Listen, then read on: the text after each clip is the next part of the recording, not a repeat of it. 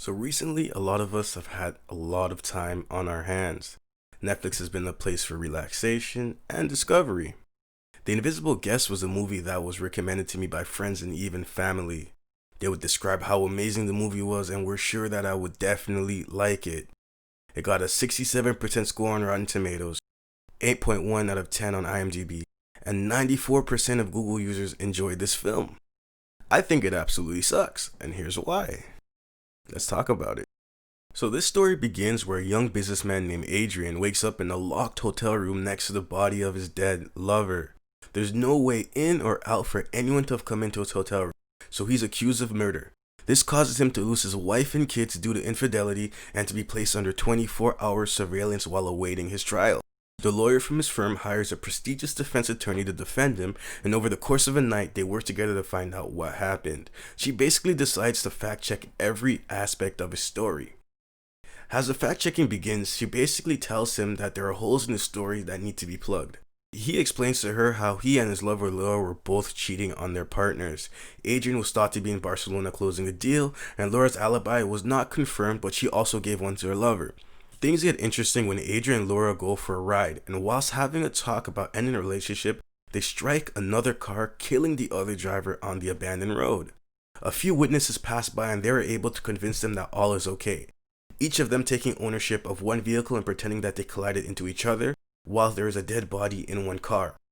Laura takes the presumed dead man's cell phone and wallet, and the cover-up begins. So Adrian takes a stranger's car and gets rid of it on what seems to be Laura's orders, and Laura waits for the tow truck to come and get her out of there. So this is where it kind of gets stupid to me.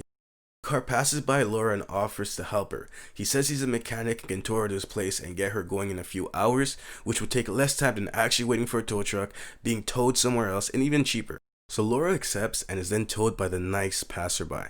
As Laura enters the man's house, she's introduced to his wife.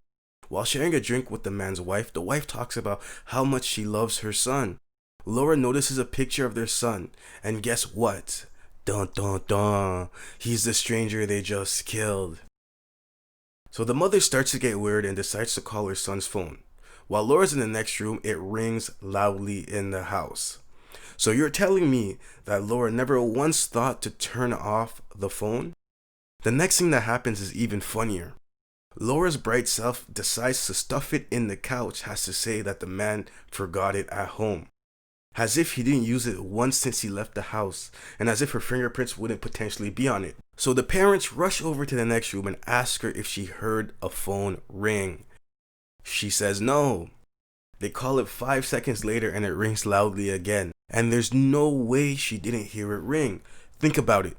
They heard it ring from the next room, but she didn't hear it from 2 feet away? So now, mind you, Laura is dead in the present, so it's easy for Adrian to pin all the evil doing on her, saying that he was blackmailed. So he reports his car stolen, is then questioned by the police, and somehow gets off. I think they said it was a deer that hit the car, but the cops said there was 2 cars there, but somehow they get off. So now the conversation with the defense attorney, Virginia, basically started off with her asking who would be after him or trying to frame him. They tried to throw in a few curveballs, but you killed someone's son, so this question is answered pretty quickly. You killed someone's son and you got off with it, so we know who's after you. So I find it funny that Virginia Goodman being the defense attorney, was able to tell him things that she had no business knowing. Like he was the one convincing Laura to do all the bad things and she was the victim. Because Laura had contacted the family of Daniel, the deceased boy, feeling guilt over what she had done. She wanted to turn herself in. So how did the defense attorney piece this together? So I'm skipping through a lot of minor details to make this short and sweet. So after a lot of back and forth with Virginia, she tells him to cut the shit. And this guy, assuming he's safe, spills the tea on everything he did. So, location of the body and car. The fact that he killed Laura in the hotel room when he figured out she brought him there so they could confess. How Daniel wasn't even dead when he got rid of the car, so he had to finish him off. He gave details that no one would have ever known. So the lawyer Virginia Goodman then leaves the room in a hurry after getting all the information. Then Adrian gets a phone call from a woman who claims to be the real Virginia Goodman, who claims that she's on her way. dun dun dun. And here comes the plot twist that everybody was so high about. The lady in Daniel's room was not actually Virginia Goodman, but the mother of Daniel, the stranger that they killed. And she recorded everything Adrian said with a microphone, like a small microphone that was in a pen that he used to sign some documents.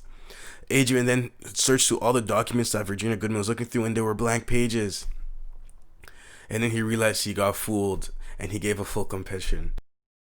And the reason why I say that it absolutely sucked, because it was so predictable. There was not one thing in this movie that threw me for a loop.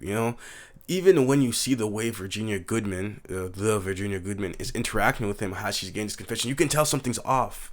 As if maybe that I couldn't tell you for sure that it was a mother, but you could tell that she was in league with Daniel's father. There was something going on. It was just too fishy.